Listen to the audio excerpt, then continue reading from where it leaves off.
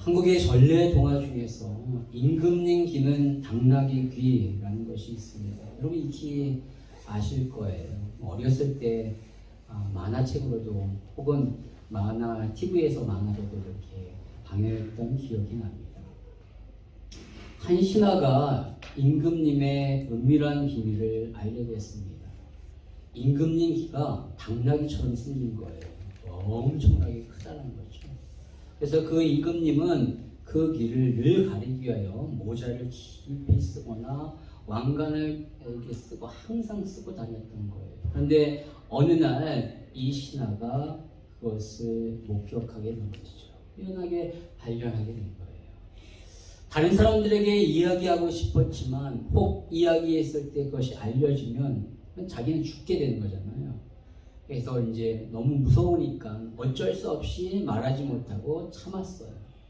계속 참고 있었는데 임금님을 볼 때마다 그 당나귀 귀가 생각나는 겁니다. 도저히 말하고 싶어서 견딜 수가 없는 거예요. 근데 속은 막 타들어가는 거죠. 그 마음이 막 전전긍긍하고 있을 때 이러다가 나 죽겠다, 병들겠다 라고 해서 어쩔 수 없이 아무도 없는 대나무 숲에 가서 큰 소리로 임금님 귀는 당나귀 귀다 라고 3번 외쳤대요. 그랬더니만 그 마음속에 있었던 답답한 모든 것들이 슉 한순간에 사라지는 그러한 일이 있게 된 것입니다. 물론 그 뒤에 다른 이야기들이 계속 있죠. 여러분 우리 안에도 이처럼 너무나도 다른 사람들에게 얘기하지 못할 너무나도 답답하고 괴로운 그런 것들 속으로 킁킁 앓을 수밖에 없는 그러한 것들이 누구에게나 다 있을 것입니다.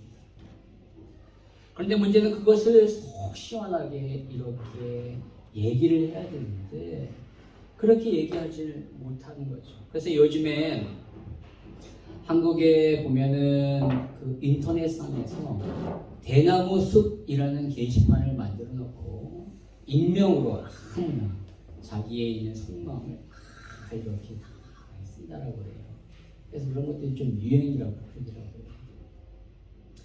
여러분 임금님 귀는 당나귀 귀라고 외쳤던 신하에게는 속 시원하게 말할 수 있었던 대나무 숲이 있었고요. 요즘 인터넷 그 공간에서는 대나무 숲이라는 그런 게시판이 있듯이 그리스도인인 저와 여러분 역시도 우리 안에 있는 이 속마음을 시원하게 얘기해야 할 그런 곳이 필요합니다. 과연 그것이 어딜까요?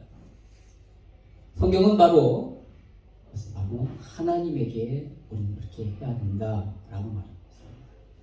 다른 어떤 장소나 다른 어떤 누가 아니라 하나님에게 우리 안에 있는 답답하고 힘들고 어려운 것들을 다 토로할 수 있어요. 바로 그리스도인들만 그런 것이죠. 여러분 대나무 숲은 비인격적인 것이기 때문에 내 안에 답답한 것들을 그냥 토로하는 차원으로 그냥 쏟아내는 차원으로 끝나요. 그 숲이 나를 치유해 주거나 해답을 주지는 않습니다.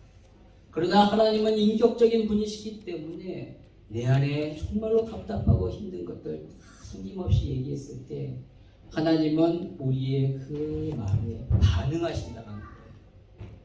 하나님은 우리의 마음을 만져주시고 위로해 주시고 치유해 주십니다. 때로는 그 치유의 과정이 우리의 마음이 굉장히 아플 때가 있어요. 우리의 마음의 어떤 부분을 확 도려내야 할 때가 있습니다. 왜냐하면 우리의 마음이 잘못되었을 경우, 즉 우리 안에 하나님 보시기에 죄악이 있거나 아니면 숨은 나쁜 동기가 있거나 분노로 가득 차 있을 경우에는 하나님이 너 그거 먼저 도려내야 돼 라고 말씀하십니다. 그래야지 사는 거죠. 도려내지 않고 가만히 두면요 그 안에 있는 우리 마음속에 있는 그것이 점점점 퍼져서 우리의 삶을 망가뜨리게 되는 거예요. 마치 살이 썩어가고 있는데 그 썩어간 분을 도려내지 않고 가만히 두면 생명의 위험을 얻듯이 그 부분을 도려내야 하는 것이죠. 마음에 하나님이 보시 악한 것들을 도려내야 할 부분은 확실히 도려내야지 그것이 바로 치유가 되는 것입니다.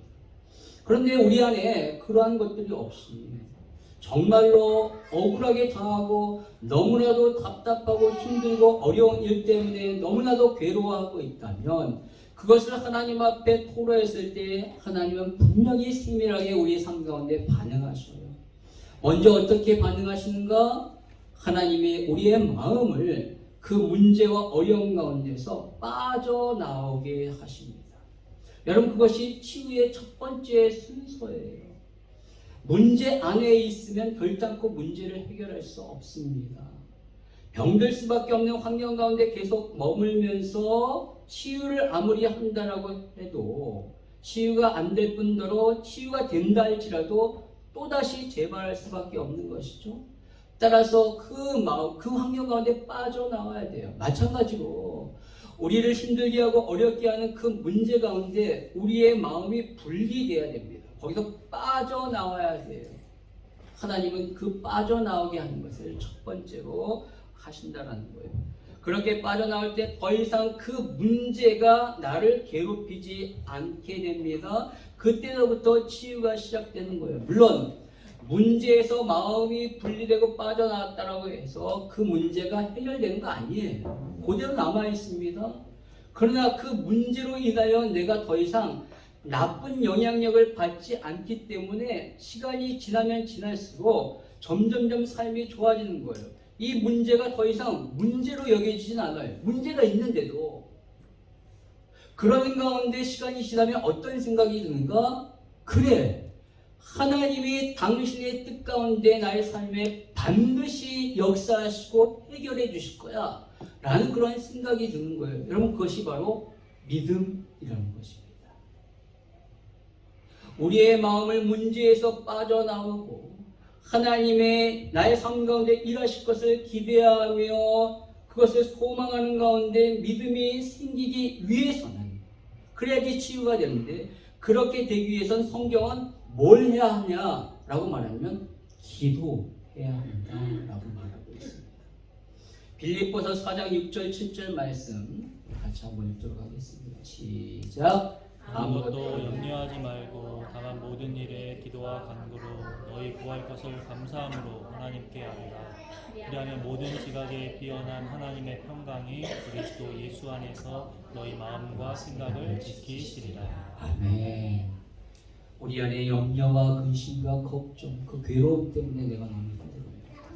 근데 그때 기도하면 우리의 그 괴로움과 염려 가운데 우리의 마음을 빠져나오게 하셔서 하나님의 평강이 임하게 돼요.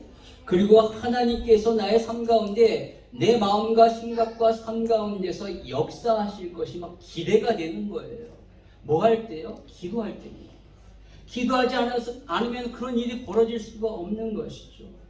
여러분, 삶 가운데 힘들고 어렵고 답답하신 일이 있습니까? 기도하십시오.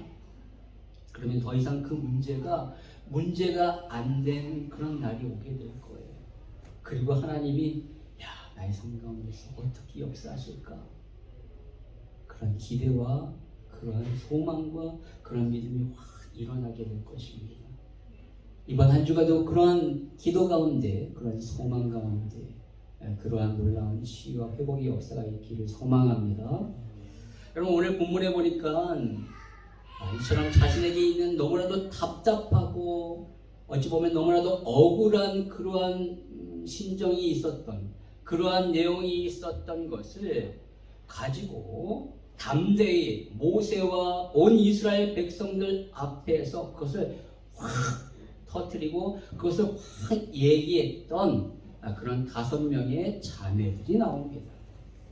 오늘 1절에 보니까 그들을 소개하기를 그들은 므낫세 지파의 슬로보앗의 딸이다 라고 말하고 있어요. 여러분, 보통 성경에서는 여자들의 이름이 잘 기록되어 있지 않습니다. 그런데 오늘 본문에 보니까 이 딸들의 이름이 하나하나 다 기록되어 있어요. 말라, 노아, 호글라, 밀가, 디르사. 왜 이렇게 기록되었을까요? 그것은 바로 오늘 이들이 한 말과 행동을 통하여 이스라엘 전체에 굉장히 큰 영향력을 미쳤기 때문에 그렇습니다. 오늘 이들이 가지고 온 이 답답한, 너무나도 억울한 이 내용이 무엇입니까? 그것은 바로 자신의 아버지가 아들이 없이 죽었다는 거예요. 그러니까 딸 5명만 있고 아들이 없어요. 그런 가운데 아버지가 죽었습니다. 그래서 그러는 가운데 가나안 땅의 분배 과정 가운데 아버지의 이름이 빠지게 되고, 그로 인하여 아버지에게 돌아갈 그 기업이, 그 땅의 기업이 자신들에게 돌아오지 못하는 그런 상황 가운데 놓여 있는 거예요. 그것이 너무나도 불합리하고 그것이 옳지 않다라고 오늘 이 딸들이 나와서 얘기를 한 것입니다. 여러분, 당시 가나안 땅의 분배의 과정은 이렇습니다. 지금 이 상황은 바로 어떤 상황이냐면 아직 광야에 있어요. 그러니까 출애굽 1세대들은 다 죽었습니다. 그리고 2세대들이 이제 가나안 땅에 들어갈 그럴 직전 가운데 있었을 때 모세가 그들을 향하여 앞으로 너희들이 들어가 차지할 그 가나안 땅을 지파별로 내가 분배하겠다라고 말합니다. 지파별로. 그런데 그 기준이 뭐냐? 바로 제비를 뽑아서 그렇게 하겠다라고 말합니다. 왜냐하면 가나안 땅에도 좋은 땅이 있고 나쁜 땅이 있잖아요. 그러면 너네들이 알아서 그것을 나눠 가져라고 한다면 힘 있는 지파가 그 좋은 땅을 차지할 수밖에 없다는 거죠. 그래서 오늘 모세는 제비를 뽑아서 공평하게 자기가 뽑은 그 지역 가운데 그 지파가 살도록 한 거예요. 그리고 그 각 지파의 숫자에 따라서 자신이 뽑은 그 지역의 땅의 크기를 분배했습니다. 즉 숫자가 인구가 많은 지파는 그 지역의 땅을 더 많이 받도록 했고요. 그리고 지파의 숫자가 작으면 작은 땅을 나눠주게 된 것이죠. 그리고 이제 그 땅의 위치가 정해졌고요. 땅의 크기도 정해졌잖아요. 그 다음에 이제 더 세밀하게 들어가서 그 지파의 가문과 가정에 따라서 이제 그 가정의 숫자별로 그 지역 안에 땅을 조금씩 분배하도록 한 것입니다. 여러분, 이것을 들을 때 어떻습니까? 대단히 합리적이고 공평하죠. 맞습니다. 지금 그렇게 행하고 있는 거예요. 그런데 이 과정 가운데 한 가지 놓친 것이 있었다는 거예요. 그것은 뭐냐? 아들이 없이 죽은 가문에 돌아갈 기업을, 그 땅의 기업을 생각하지 못했다는 거예요. 율법에 의하면 땅은 남자들에게 돌아간다라고 명시되어 있기 때문에, 그렇다면 이 딸들은, 오늘 슬로보아스의 딸들은 땅을 받지 못하게 되는 것이죠. 근데 여러분, 이러한 가정이 뭐 한두 가정이겠습니까? 얼마나 많겠어요. 그렇죠? 아들이 없이 죽은 가정이 얼마나 많겠어요. 그렇다면 그들이 진짜 나중에 가나안 땅에 들어갔을 때 전혀 땅을 분배받지 못하는, 너무나도 어찌 보면 너무나도 억울한 그런 일을 당할 수밖에 없는 거죠. 여러분, 이거 불합리한 일입니다. 그런 일이 벌어질 수밖에 없는 상황이에요. 사람들은 모르겠습니까? 이 가나안 땅을 분배하는 과정 가운데서 앞으로 이런 일이 일어날 수 있을 거라는 것을 모르겠어요? 알죠. 아들이 없이 없는 가족이 얼마나 많은데요. 그럼에도 불구하고 누구도 나서서 이야기하는 사람이 없는 거예요. 왜요? 그렇게 얘기했을 때 자칫 불이익을 당하거나 아니면 어떤 비난을 받거나 그렇게 얘기했다가 잘못되지 않을까라는 그런 생각이 오게 됐기 때문에 그렇습니다. 그런데 오늘 이 자매들이 아주 용감하게 이 이야기를 꺼낸 거예요. 당시 사람들 회중 앞에서 여자들이 나와서 뭔가 이렇게 얘기하는 것은 너무나도 쉬운 것이 아니고 너무나도 어려운 겁니다. 흔하지 않아요. 그렇게 얘기했을 경우 그 말이 아주 명백하게 옳으면 몰라도 뭔가 의견의 차이가 있다면 사람들에게 비난을 받고 그리고 유대 사회에서 완전히 매장될 수 있습니다. 그런데 오늘 이 자매들은 그 모든 것을 알고 그것을 감수하면서 아주 용감하게 회중들 앞에서 이 불합리한 일들에 대하여 이야기를 한 거예요. 그러자 어떤 결과가 일어나게 되었는가? 바로 하나님이 말씀하시길 이 딸들의 말이 맞다라고 말씀하십니다.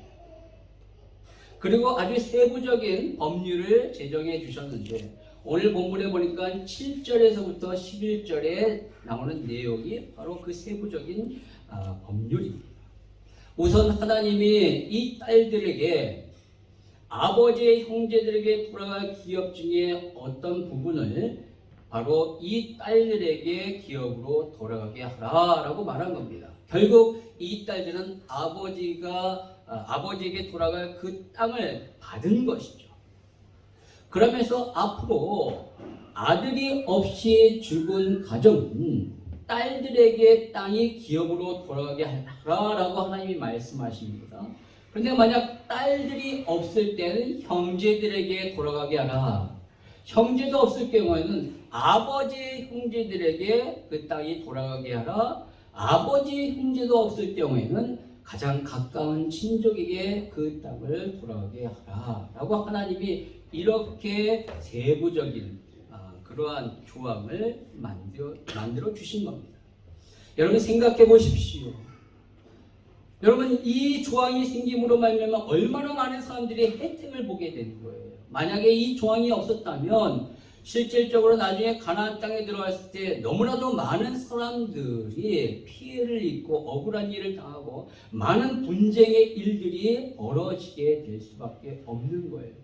그런데 오늘 이 딸들로 인하여 하나님의 그 율법 가운데 아주 세부적인 상황 가운데 이렇게 조항이 생김으로 말미암아 더 이상 그런 분쟁 없이 해당되는 사람들에게 순차적으로 그 땅에 돌아갈 수 있도록 하게 만든 것이죠. 누구 때문에 이런 일이 벌어졌습니까? 이 슬로보아스의 딸들 때문에. 그들이 아주 용감하게 이 상황에 앞에 나와서 이야기했기 때문에 그렇습니다. 그로 인하여 이스라엘 전체에게 너무나도 선한 영향력을 끼치게 된 것이죠. 바로 그 이유 때문에 오늘 이 여자들의 이름이 하나하나 다 이름이 기록되었던 것을 볼 수 있습니다. 그런데 여러분 우리가 여기에서 유심히 살펴봐야 할 것은 오늘 이 딸들이 이렇게 얘기했을 때 그 요구가 단지 아버지에게 돌아갈 땅을 자신들이 차지하기 위해서 이렇게 한 것만이 아니라 그 이면에는 더 크고 더 숭고한 목적이 있는데 그것은 바로 무엇인가? 아버지의 명예를 회복하기 위해서였다는 거예요. 오늘 그들의 말을 한번 살펴보실까요? 3절의 말씀을 한번 보겠습니다. 3절 한번 읽도록 하겠습니다. 시작. 우리 아버지가 광야에서 죽었으나 여호와를 거스려 모인 고라의 무리에게 쓰지 아니하고 자기 죄로 죽었고 아들이 없느니라. 아멘. 이 딸들이 뭐라고 얘기한가? 우리 아버지가 광야에서 죽었다.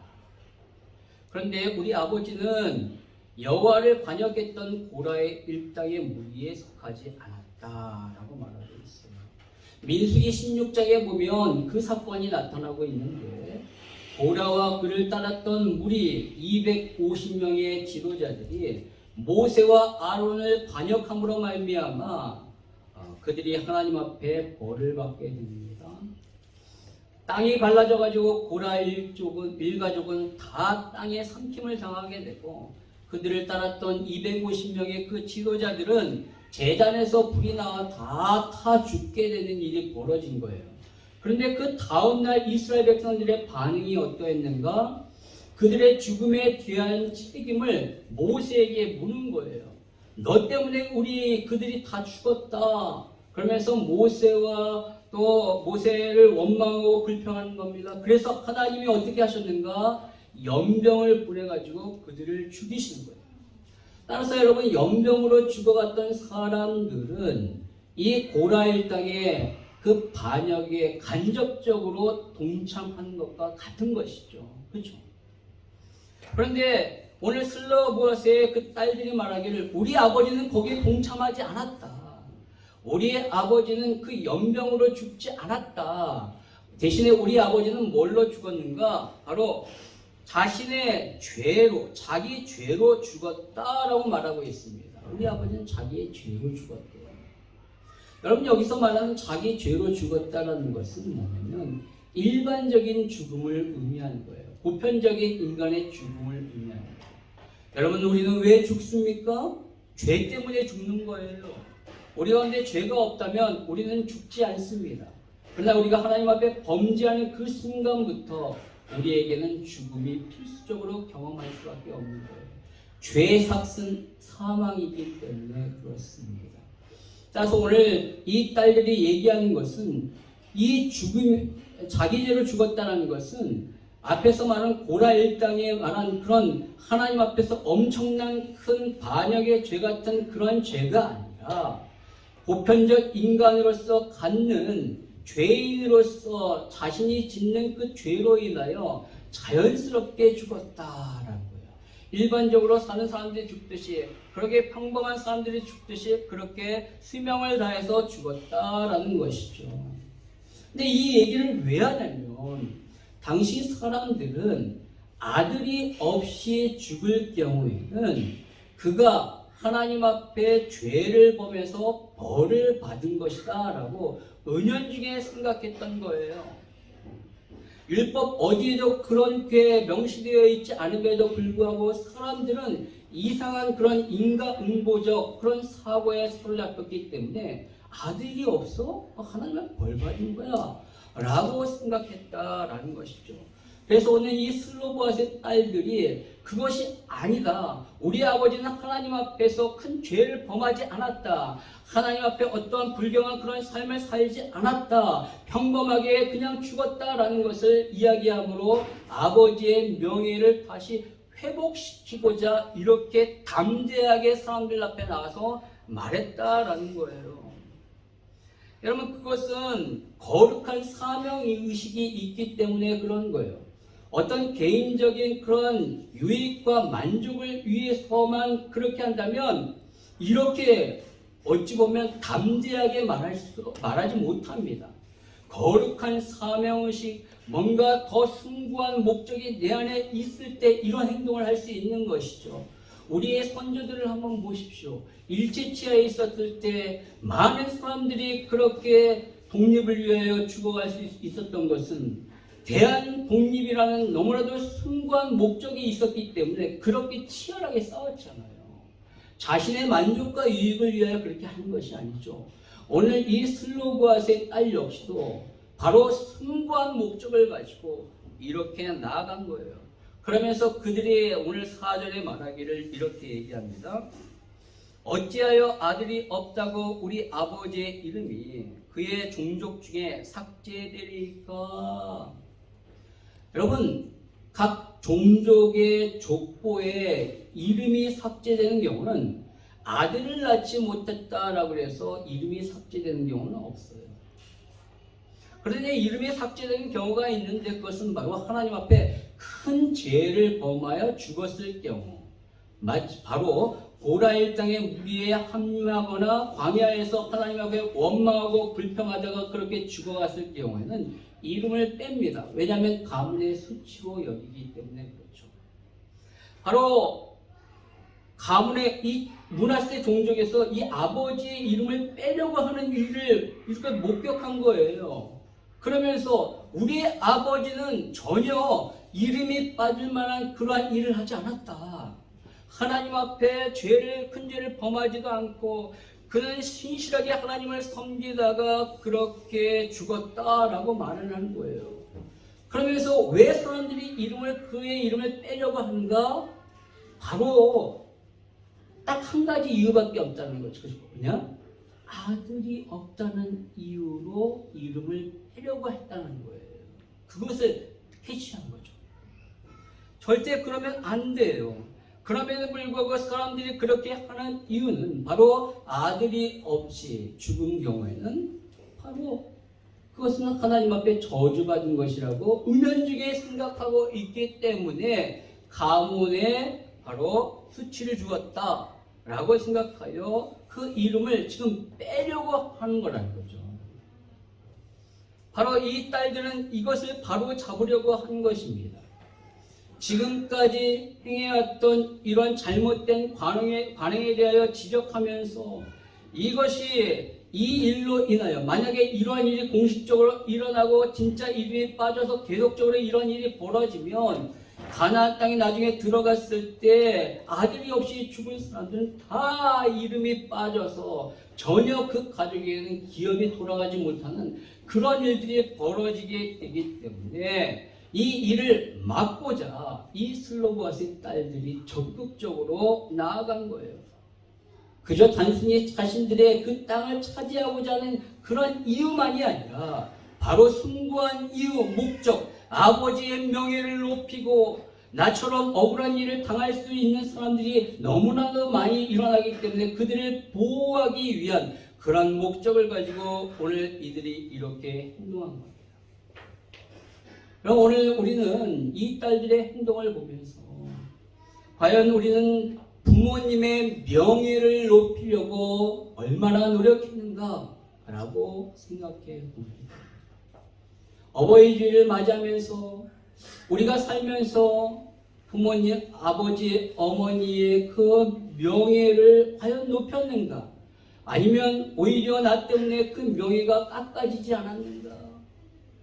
내 뜻대로 안 되고 내 마음대로 안 된다라고 해서 부모님을 원망하고 불평하고 심지어 사람들 앞에서 그 부모가 수치를 당하도록 그렇게 막 땡깡거리면서 그렇게 얘기하지는 않았는가? 물론 여러분들은 안 그러겠죠.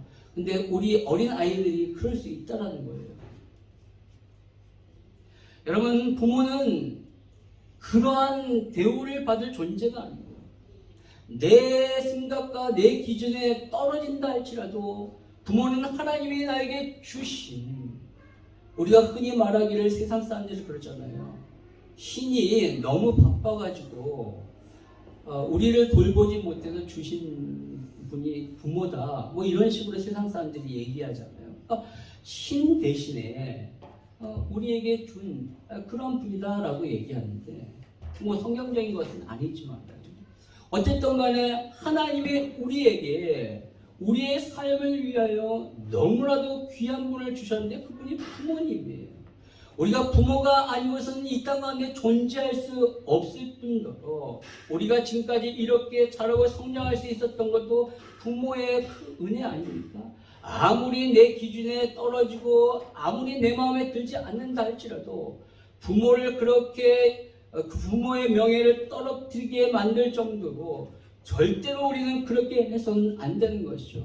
왜냐하면 하나님이 부모에게 권위를 주셨어요. 그 권위를 우리가 떨어뜨리게 한다면 곧 그 권위를 주신 하나님을 떨어뜨리게 만드는 것과 마찬가지죠.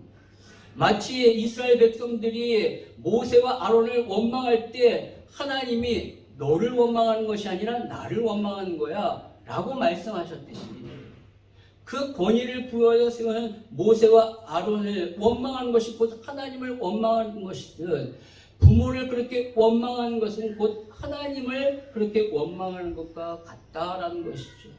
따라서 우리가 부모님의 그 명예를 높이지는 못할 망정 그 명예를 떨어뜨리는 그런 일을 해서는 절대 안 됩니다. 우리 자녀들에게 분명히 가르쳐 주세요.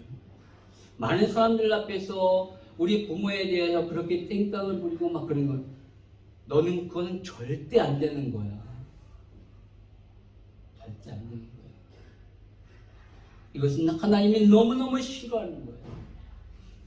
그것을 분명히 가르쳐 주시고 여러분 스스로가 하나님 앞에서 부여받은 그 권위를 인정하시고 그거에 대해서 아이들에게 좋게 심어주시면 너무 좋을 거예요. 네, 하나님이 나에게 너무 귀한 부모님을 주셨어 라는 그런 고백이 우리 자녀들에게 나왔으면 좋겠습니다.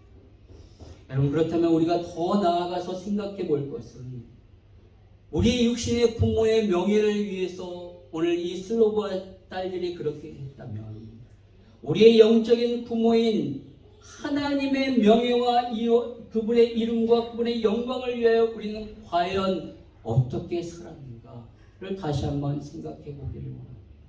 혹 우리의 삶을 통하여 우리의 말과 행동을 통하여 하나님의 명예가 실추되지 않았는가 우리가 다시 한번 살펴보기를 원해요. 여러분, 다윗이 골리앗 앞에 섰던 이유는 무엇입니까? 자신의 이름을 위해서도 아니고 자신이 영웅이 되기 위해서도 아니에요. 딱 한 가지 이유입니다. 그것은 바로 할례받지 아니하는 이방인의 입에서 하나님과 그의 백성들의 모독이 막 일어나고 모욕된 말들이 막 나타나는 것을 도저히 참고 견딜 수가 없었던 거예요.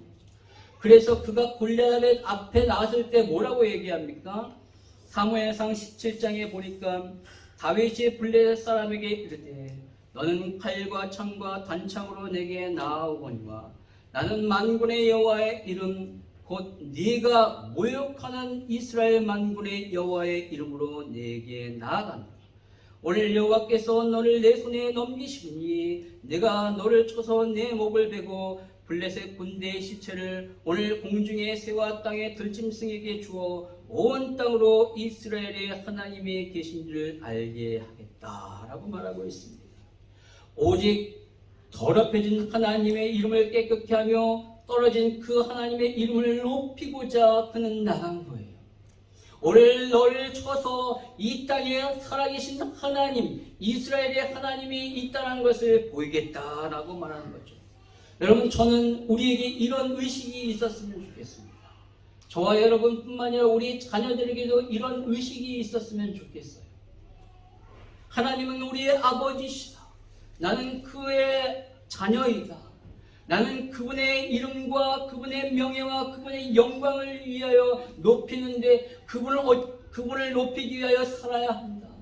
그분의 이름이 그분의 명예가 땅에 떨어질 때 그것을 보면서 정말로 울분이 일어나고 그것을 보면서 너무나도 그렇게 안타까워하는 그런 마음이 우리 가운데 있어야 하지 않겠습니까? 진정으로 부모를 사랑하는 자녀라면 부모가 욕을 먹을 때 너무너무 마음이 아플 거예요. 그때 나서서 부모를 변호하고 부모의 실추된 그 명예를 높이는데 온갖 힘을 다 기울일 것입니다. 마찬가지로 우리의 영적인 아버지신 하나님의 이름, 하나님의 명예가 떨어졌을 때 그 일에 대해 너무나도 마음이 아파하고 안타까워하며 어떻게 하면 하나님의 이름을 높일 수 있을까라는 그런 마음이 우리 가운데 있어야 할 줄 믿습니다. 우리의 자녀들이 그렇게 살았으면 좋겠어요. 여러분, 세상 사람들은요 하나님을 모릅니다. 그렇기 때문에 우리를 통하여 하나님을 평가합니다. 우리의 삶을 통하여 하나님이 때로는 명예를 얻기도 하지만 하나님의 이름에 욕을 먹기도 하는 거예요. 누구 때문에? 우리 때문에 그렇죠.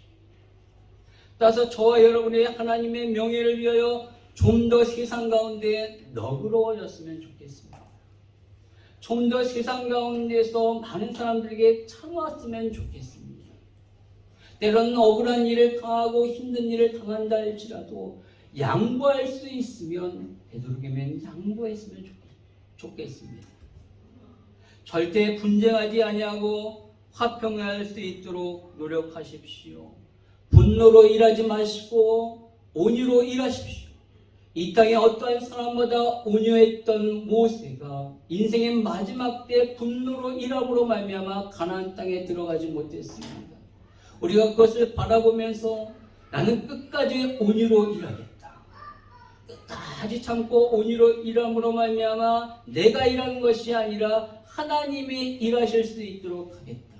그때야말로 그럴 때야말로 비로소 악을 선으로 갚는 진정한 승리의 삶이 되는 것이죠. 왜 그렇게 우리가 참고 인내하고 그렇게 손해를 봐야 합니까? 바로 하나님의 명예를 위해서입니다. 하나님의 이름을 높이기 위해서입니다. 여러분, 바울은 이렇게 고백했어요. 빌립보서 1장 20절과 21절 이렇게 고백합니다. 같이 읽겠습니다. 시작. 나의 간절한 기대와 소망을 따라. 빌립보서 1장 20절과 21절 제가 읽겠습니다. 나의 간절한 기대와 소망을 따라 아무 일에든지 부끄러워하지 아니하고 지금도 전과 같이 온전히 담대하여 살든지 죽든지 내 몸에서 그리스도가 존귀하게 되려 하나니 이는 내게 사는 것이 그리스도니 죽는 것도 유익함이라. 우리의 삶의 목적은 내 몸에서 그리스도가 존귀하게 되는 것이었습니다. 저와 여러분의 삶의 목적도 마찬가지죠. 우리를 조성하시고 우리를 구원하시고 우리에게 이 영원한 생명과 축복을 주신 그 주님께 그분의 이름과 그분의 명예를 높이 그리스도가 내 안에서 존귀하게 되어지는 그러한 삶이 우리의 삶의 목적이기를 원합니다. 저와 여러분이 그것을 위하여 오늘도 그리고 앞으로도 살아가시는 그러한 삶이 되기를 주님의 이름으로 축원합니다.